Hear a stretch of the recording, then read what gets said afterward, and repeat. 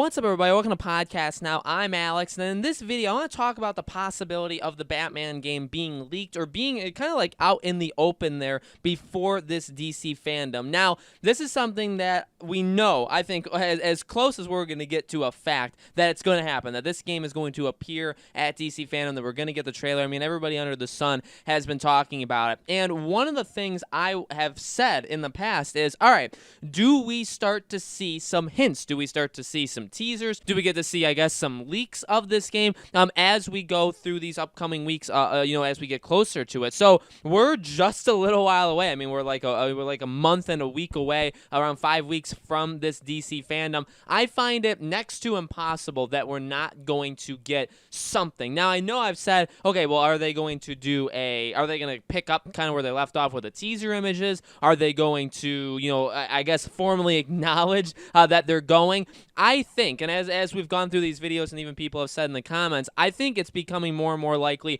we're going to get something. Firstly, I really can't imagine we get to August 22nd, or I guess maybe even like August 21st, right? And Warner Bros. Montreal does not say, okay, we're going. You know what I mean? I think that they probably, Warner Bros. Montreal likes to be secretive in their own cool way, right? In their own kind of like they think that they're doing something really, really smart and kind of like pulling one over us. But at the same time, for something like this, I really think they're going to say, we're going to be there. Rocksteady's going to say, we're going to be there. I can't imagine, again, a world that we get the day of even, of this fandom where they don't say, like, yeah, we're going to be there. On top of it, with the internet age that we're obviously all being a part of, I think it's very, very hard to hide some of this. I feel like we would see something from an actor or an actress or a game designer or something. I think we would see some sort of information out there. In fact, we even saw the game director of Warner Bros. Montreal tweet just 2 days ago that like he's very, very impressed with the people he's worked with, and he thinks that the game is going to surprise a lot of us. So we'll have to. We'll see. We'll be the judge if the game actually ends up being a surprise to us. But like, see something like that. Like, I think that will pick up. I feel like him or even like their social media manager, right? Like, she's kind of active on Twitter. Like, we'll have to be watching. This is definitely, this is a discussion kind of video, but it's also kind of not a warning in a bad way, but I think it's about time. And I know everybody already keeps their eyes and ears peeled, but this is really where we have to step it up to a new level, because I think over the next couple of weeks, it's going to be next to impossible for them to not say something somewhere. Now, I know, again, we're going to probably get things from different people. Like Jeff Keighley likes to talk about a lot of different stuff. There's a lot of people on the Jeff Grubb. There's a lot of different people that say a lot of different things in regards to games that are normally right. Jason Schreier as well. These are the people that I feel like we're going to have to be keeping our eye on. With that also being said, to take it one step further, we have the fact of Warner Bros. And really, again, the age we're in with these gaming leaks. Look,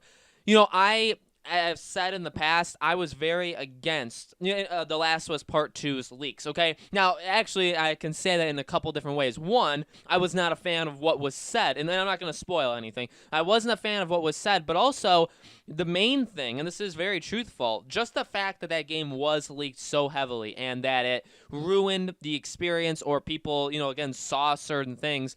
For a team that's been working on this game, and for a game that's been anticipated literally for 7 years, okay, The Last of Us Part 2, 7 years, that is terrible. I honestly feel like that's terrible. I do, and I know you could be saying, like, oh, that's pretty hypocritical.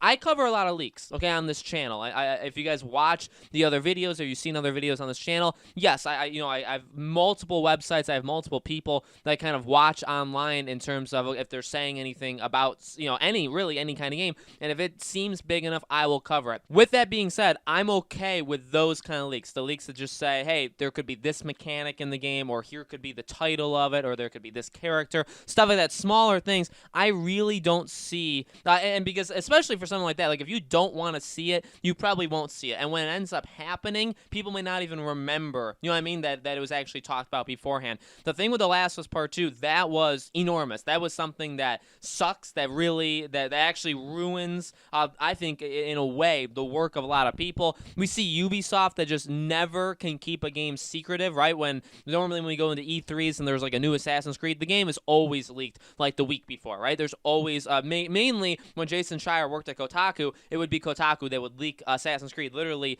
game after game after game. Call of Duty gets leaked game after game. Battlefield. I mean, go down the list. It's not even all of them are Ubisoft, right? Even we had Far Cry 6, literally the cover of that game was listed out. When you do things like that, that is, I think, that in-between part where I kind of feel bad for them. I feel bad that, oh man, like it's out there and people get to see it, and you kind of take away from a big, thunderous, just, I guess, announcement that you could have, right? And at the same time, like, I don't know, there's just got to be something you could probably do to keep it under wraps better, right? Or you could just have made smarter decisions along the way. So those ones, I'm definitely in between. So why did I say that whole long story? Well, Warner Bros. Is honestly one of those. Warner Bros. is very, they fall victim to these kind of leaks very often. So again, to kind of throw in my opinion so you guys know where I stand on it, really I don't, because I know I've seen like Slickmoff had said that, and I'm not against him, by the way. This is not like attacking him at all. Because I understand where he's coming from.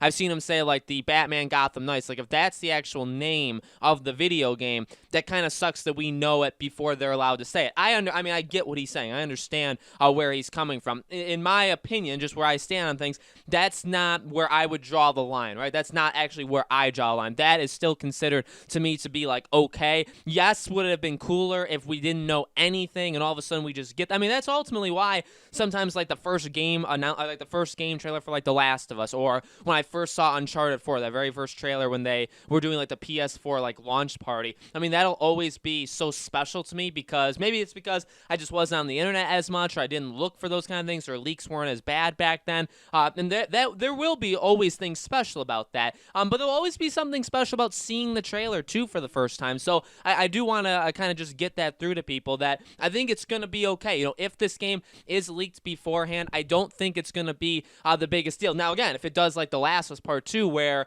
2-3 weeks before the game comes out, or a month before the game comes out, the ending is spoiled, we find out, all these different things, that is something entirely different. That really sucks. That really is a terrible, terrible thing. That's where I draw a line, right? That's where I don't want it. But again, with all of this, with all of the stuff that I just said being said, I don't see how this doesn't happen. I don't see how a leak for this game doesn't. I feel like we could see, because, well, I will say this, we have seen kind of fake images, right, leading into the PS5 reveal event. We saw like that fake image that looked pretty, it was the realest thing we had seen so far, but it was still pretty apparent that they took that elevator picture and they kind of just moved it over. So like, again, even with something like that, you can kind of tell. I do feel like over the next couple of weeks, if Warner Bros.